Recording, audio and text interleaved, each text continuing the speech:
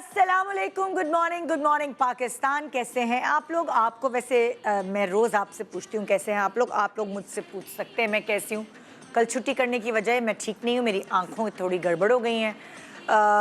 ये जो इन्फेक्शन है ये कुछ ज़्यादा ही अजीब सी शक्ल इख्तियार कर गए और इसलिए मुझे चश्मा लगाना पड़ रहा है। आज आपने मुझे चश्मे में इतनी दफ़ा नहीं देखा होगा जितने इस वीक के दौरान देखा है, क्योंकि वाकई तकलीफ़ दे चीज़ हुई है मेरी आंखों के साथ। तो दुआएं आपकी मुझे चाहिए नंबर 1। बाकी आप तो मुझे दुआएं देते रहें और इसी तरह इंशाल्लाह मैं अच्छे अच्छे प्रोग्राम आपके लिए लेकर आऊँगी। आज भी सुबह एक खुशगवार कर देने वाला, एक खूबसूरत दिन बना देने वाला प्रोग्राम आपके लिए लेकर आए। अब जैसे माशाल्लाह माशाल्लाह अल्हम्दुलिल्लाह जो फ़ैन फॉलोइंग है मेरी, मैं बुज़ुर्गों में जाती हूँ तो सब लोग मुझे ये कहते हैं कि हमें आप बहुत अच्छी लगती हैं, और यंगस्टर्स मिलते तो कहते हैं हमारी अम्मी आपको बहुत पसंद करती है। तो ख़ानदान जो है उनमें अगर हमारा शो देखा जा रहा है तो मैं बताती चलूँ कि ख़ानदान जो है आपस में, अगर आप ख़ानदान के अंदर भी देखेंगे तो ग्रुप्स बने होते हैं।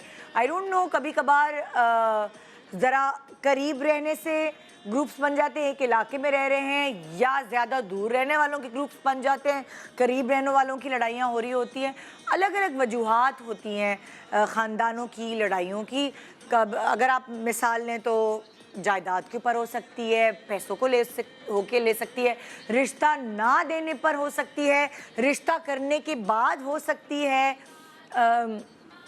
लाइक अहम मौक़ों पे, ख़ास फेस्टिवल्स पे अहमियत ना देने पे हो सकती है, किसी की बात किसी के बहकावे में आके कच्चे कानों का होकर आपकी एक दूसरे से झगड़ा हो सकता है। बच्चों की लड़ाइयों की वजह से बुज़ुर्गों में, बड़ों में भी लड़ाइयाँ हो सकती है। हसद की वजह से कोई तरक्की करके आगे निकल गया, उसकी वजह से रिश्ते आपस में दूर हो सकते हैं। बहुत सारी वजूहात होती हैं।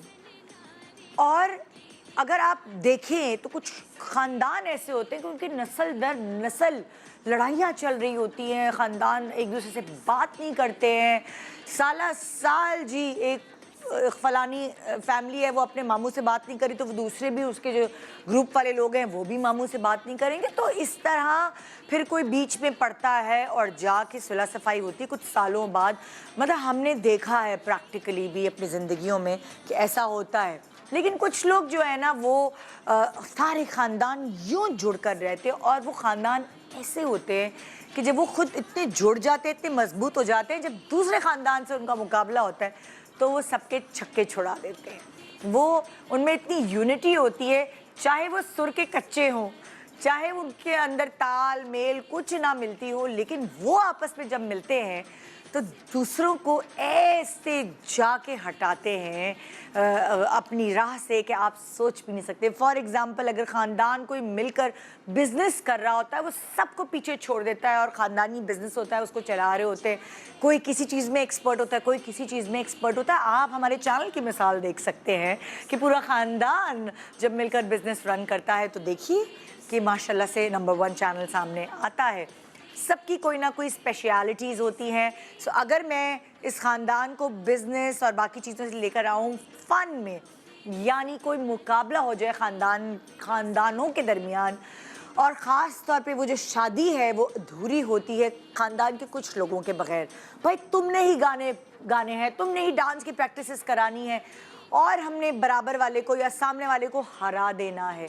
चाहे वो दोस्त की शादी हो, चाहे ख़ानदान में किसी की भी शादी हो, ख़ानदान के कुछ अफराद ऐसे होते हैं जो हमेशा आगे आगे होते हैं, क्योंकि उनकी एनर्जी और उनके अंदर की वो जीतने की चाहत उनको और उनके टीम को कहाँ से कहाँ ले जाती है। सो आज हमारे शो पे भी कुछ ऐसे हमेशा जीतने वाले ख़ानदान मौजूद हैं जो कभी किसी को जीतने नहीं देते अपने सामने। लेकिन अगर ये 3 जीतने वाले ख़ानदान एक साथ कर दिए जाएं तो फिर पता चलेगा कौन है सही दावेदार। सो आज मेरे पास 3 सेलिब्रिटीज़ के ख़ानदान होंगे यहाँ, और उनके बीच में मुकाबला होगा ढोलकी का।